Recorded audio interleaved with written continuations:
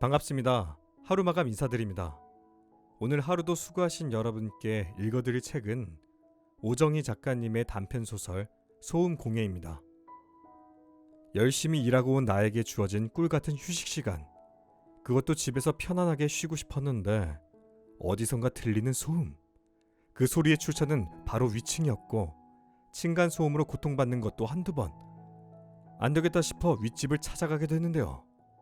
과연 그들에겐 무슨 일이 일어났을까요? 지금 바로 들어보시죠. 구독과 좋아요는 제작에 큰 힘이 됩니다. 저자 오정희. 소음공예. 집에 돌아오자마자 뜨거운 물로 샤워를 하고 실내복으로 갈아입었다.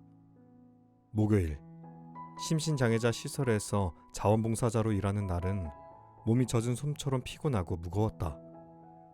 그래도 뇌성마비나 선천적 기능 장애로 사지가 뒤틀리고 정신마저 온전치 못한 아이들을 씻기고 함께 놀이를 하고 휠체어를 밀어 산책을 시키는 등 시중을 들다 보면 나를 요구하는 곳에서 시간과 힘을 내어 일한다는 뿌듯함이 느껴졌다.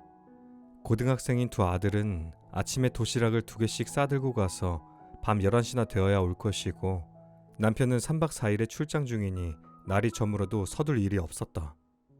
더욱이 나는 한나절 심신이 지치게 일을 한 뒤라 당당히 휴식을 즐길 권리가 있다.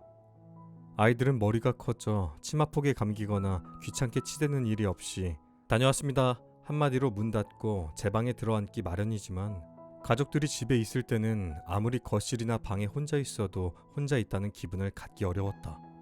사방 문 열린 방에서 두 손 모두어 쥐고 전전긍긍 24시간 대기하고 있는 형국이었다.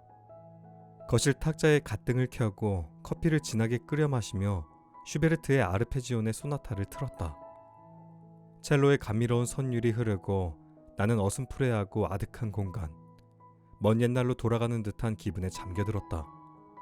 몽상과 시와 꿈과 불투명한 미래가 약간은 불안하게, 그러나 기대와 신비한 예감으로 존재하던 시절, 내가 이러한 모습으로 살아가리라는 것은 상상할 수도 없었던 시절로.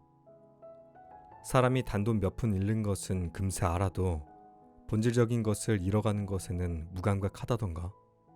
눈을 감고 하염없이 소나타의 음률에 따라 흐르던 나는 그 감미롭고 슬픔에 찬 흐름을 압도하며 끼어든 불청객에 사납게 눈을 치떴다. 드륵 드륵 드르륵. 무거운 수레를 끄는 듯 둔탁한 그 소리는 중년 여자의 부질없는 회한과 감상을 비웃듯 천장 위에서 쉼없이 들려왔다. 10분, 20분, 초침까지 헤아리며 천장을 노려보다가 나는 신경질적으로 전축을 껐다. 그 사실적이고 무지한 소리에 피아노와 첼로의 멜로디는 이미 소음에 지나지 않았다. 하루 이틀의 일이 아니었다. 위층 주인이 바뀐 이래 한 달 전부터 나는 그 정체 모를 소리에 밤낮 없이 시달려왔다. 진공청소기 소리인가, 운동기구를 들여놓았나, 간의 공장을 차렸나, 식구들마다 온갖 추측을 해보았으나 도시 알 수 없는 일이었다. 도깨비가 사나봐요. 롤러스케이트를 타는 도깨비. 아들 녀석이 처음에는 머리에 뿔을 만들어 보이며 히히덕거렸으나 자정 넘도록 들려오는 그 소리에 드디어 짜증을 내기 시작했다. 좀채 남의 함구를 하지 않는 남편도 한 지붕 아래 함께 못 살 사람들이군 하는 말로 공동생활의 기본적인 수칙을 모르는 이웃을 나무랐다. 일주일을 참다가 나는 인터폰을 들었다. 인터폰으로 직접 위층을 부르거나 면대하지 않고 경비원을 통해 이쪽 의사를 전달하는 간접적인 방법을 택한 것은 상대방과 자신에 대한 품위와 예절을 지키기 위해서였던 것이다. 나는 자주 경비실에 전화를 걸어 한밤중 조심성 없이 화장실 물을 내리는 옆집이나 때없이 두들겨대는 피아노 소리, 자정 넘어서까지 조명등 쳐들고 비디오 찍어가며 고래고래 악을 써 삼동네 잠을 깨우는 함진아비의 행태 따위가 얼마나 무교양하고 몰상식한 짓인가 등등을 일깨워 주었다. 그러고는 소음 공해와 공동생활의 수칙에 대해 주의를 줄 것을 선의의 피해자들을 대변해서 강력하게 요구하곤 했었다. 직접 대놓고 말한 것은 아래층 여자의 경우뿐이었다. 부부싸움을 그만두게 하라고 경비실에 부탁할 수는 없는 것이 아닌가. 남편이 오퍼상을 한다는 것, 돈과 여자 문제로 부부싸움이 잦다는 것은 부엌 옆 다용도실의 홈통을 통해 들려온 소리 때문에 알게 된 일이었다. 홈통은 마이크처럼 성능이 좋았다. 부엌에서 일을 할라치면 남자를 향해 퍼붓는 여자의 앙칼진 소리들을 싫어도 들을 수밖에 없었다. 엘리베이터에서 단둘이 타게 되었을 때 나는 여자에게 부엌이나 다용도실에선 남이 알면 거북할 얘기는 안 하는 게 좋다고 조용히 말했다. 여자가 자꾸 남편의 자존심을 건드리고 약점을 잡아 몰아대면 남자는 더욱 밖으로 돌기 마련이라고. 알고도 모르는 채 속아주기도 하는 게 좋을 때도 있는 법이라는 충고를 덧붙인 것은 나이 많은 인생 선배로서의 친절이었다. 여자는 차갑게 굳은 얼굴로 명심하겠노라고 말했지만 다음부터는 인사는커녕 마주치면 괴물을 보듯 아예 고개를 돌려버리곤 했다. 위층의 소리는 멈추지 않았다. 드르륵 거리는 소리에 머리카락골이 진저리를 치며 곤두서는 것 같았다. 철없고 상식 없는 요즘 젊은 엄마들이 아이들에게 집안에서 자전거나 스케이트보드 따위를 타게도 한다는데 아무래도 그런 것 같았다. 인터폰에 수화기를 들자 경비원의 응답이 들렸다. 내 목소리를 알아채자마자 길게 말꼬리를 들이며 지레 짚었다. 귀찮고 성가셔하는 표정이 눈앞에 역력히 떠올랐다. 위층이 또 시끄럽습니까? 조용히 해달라고 말씀드릴까요? 잠시 후 인터폰이 울렸다. 충분히 주의하고 있으니 염려 마시랍니다. 경비원의 전갈이었다. 염려 마시라고? 다분히 도전적인 저희가 느껴지는 전원이었다. 게다가 드륵드륵 소리는 여전하지 않은가.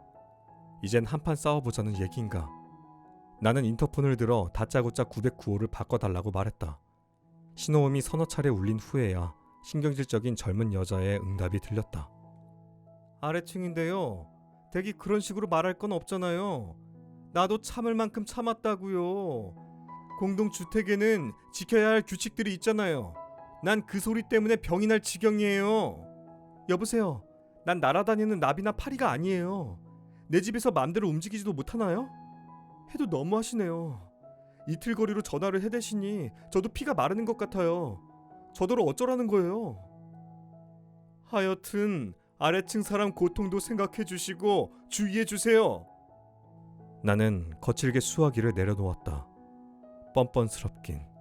이젠 순 배짱이잖아. 소리내어 욕설을 퍼부어도 화가 가라앉지 않았다. 그렇다고 언제까지 경비원을 사이에 두고 하랍신다 하신다더라 하며 신경전을 펼 수도 없는 일이었다. 화가 날수록 침착하고 부드럽게 처신해야 한다는 것은 나이가 가르친 지혜였다. 지난 겨울 선물로 받은 아직 쓰지 않은 실내용 슬리퍼에 생각이 미친 것은 스스로도 신통했다. 선물도 무기가 되는 법. 발소리를 죽이는 푹신한 슬리퍼를 선물함으로써 소리를 죽이라는 메시지와 함께 소리로 인해 고통받는 내 심정을 간접적으로 나타낼 수 있으리라. 사려 깊고 양식 있는 이웃으로서 공동생활의 규범에 대해 조곤조곤 타이르리라. 위층으로 올라가 벨을 눌렀다. 안쪽에서 누구세요? 묻는 소리가 들리고 10분 가까이 지나 문이 열렸다. 이웃 사촌이라는데 아직 인사도 없이 등등 준비했던 인사말과 함께 포장한 슬리퍼를 내밀려던 나는 첫마디를 뗄 겨를도 없이 우두망찰했다. 좁은 현관을 꽉 채우며 휠체어에 앉은 젊은 여자가 달갑잖은 표정으로 나를 올려다보았다. 안 그래도 바퀴를 갈아볼 작정이었어요. 소리가 좀 덜 나는 것으로요. 어쨌든 죄송해요. 도와주는 아줌마가 지금 안 계셔서 차 대접할 형편도 안 되네요. 여자의 텅 빈 허전한 하반신을 덮은 화사한 빛깔의 담요와 휠체어에서 황급히 시선을 떼며 나는 할 말을 잃은 채 슬리퍼 든 손을 등 뒤로 감추었다. 오늘도 끝까지 들어주신 여러분께 너무 감사드리고요. 그럼 이만 하루 마감 인사드리겠습니다. 평안한 잠 주무세요.